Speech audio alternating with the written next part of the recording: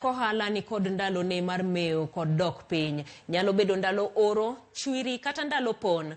Gisani ma weche siasa dhi nyime, waranga nena kaka ohala mar deso gari kata kahaya chalo. Millicent Adhiambo miyo ler mathoth bang' twak kuom moko kuom johala go.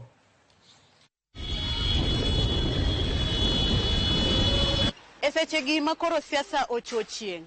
Jochung' mopogore opogore luoro piny ka gimanyo mbulu ka girito chieng' yiero. Thoth johala madeso nyamburko matiende gidongo dongo ne josiasa sani buonjo ka gichomo bengi.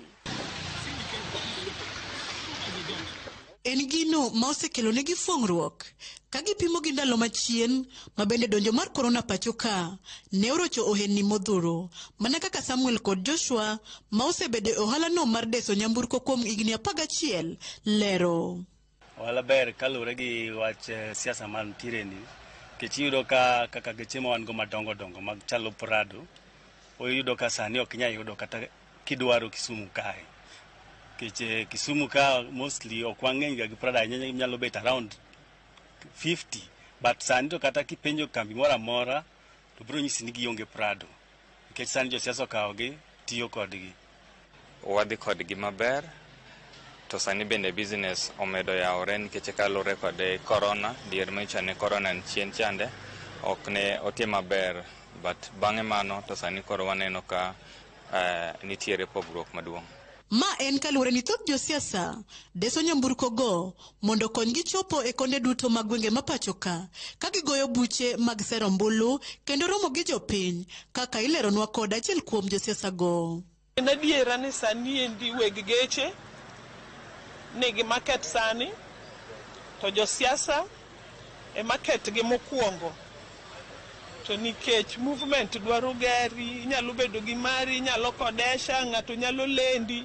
Seche moko ji dhi e rally moro mabor manyalo gombo dhi gi joga nikech joga bende biro dwaro ni kuma mama dhiye gin be gibede gi ne gik matimore. Ang' ne chuna many kata kanta moro kata wuog osiepega moko man gi geche mondo oting'na joga mondo wachopuru kanyo. Muya omedo ni nyamburko medo josiasa mbi kod huma e seche duto magimolo e romo mopogore opogore mag siasa. Seche moko kichopo kamoro tirango ng'ama ochopo gi gari gi ng'at mochopo ka wuotho gi tiende gin ji ariyo mopogore. Ibiro rangi tiwacho ni ma jatelo mochanore to ma jatelo maladhore.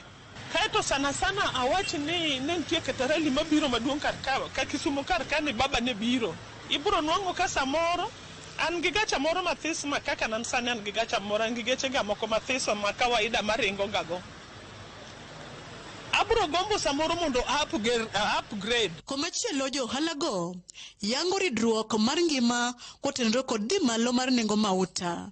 Kata kamano gilero ni ok ginyal duoko chien nengo deso nyamburko nikech sama ruodhi dhao to kata lum bende hinyore. Nengo konya duoko nikech seche ma fuelo dhi malo gik moko te medo dhi malo. Koro sani nengo dhi malo en mana ni ka en an individual client to unyalo winjoru, but corporate to seche moko bedo no matek nikech en contract manise sign for a year, so loko in between tech nikech gibende nyaka gidoge process mar procurement. Kalure gi kanose med mafuta to everything nyaka shoot. Koro ok dang' wadhi duok nengo piny to wan nyaka med nengo mag spares sani omednwa. Kata obedo ni gipuoyo dhi maber mar ohandgi to mana kaka ohelni mamoko pek bende gineno. Oyudo ka ikawo gari, ng'ato kawo gari self drive, to accident matin to dhi oyudo accident. Samoro gari ogore piny bobedo right off. Koro ing'eni seche moko koro mondo chak luwo ba chuli en process, to ing'eni insurance be tije tek. Wan gi kuo, wan kod accident, and accident kelonwa lal mathoth nikech gero nwang' accident. Kitambo ji insurance dhi malose mochako duogi en gima kawo muda kabisa. Gimedo bende ni tok siasa ohala dok piny anyeto deso oko geche madongo e kido mag Prado bedo ga matek. Tok kanyo ka yiero serumo according to geche madongo dongo machal mag Prado gi gito and gi ok bed ga maber ahinya gin moibi joma nyalo kawo gi jok madhi e wedding gi maybe NGOs moko mantiere idwa ting'o directors moko. Chieng' ok rieny ga ndalo duto, koth be ok chwe seche te. Ohala bende en mana kamano. Gima duong' en timo kinda, keto siniani, chiwruok kod tonruok. Millicent Adhiambo, Ramogi TV, Kisumu County.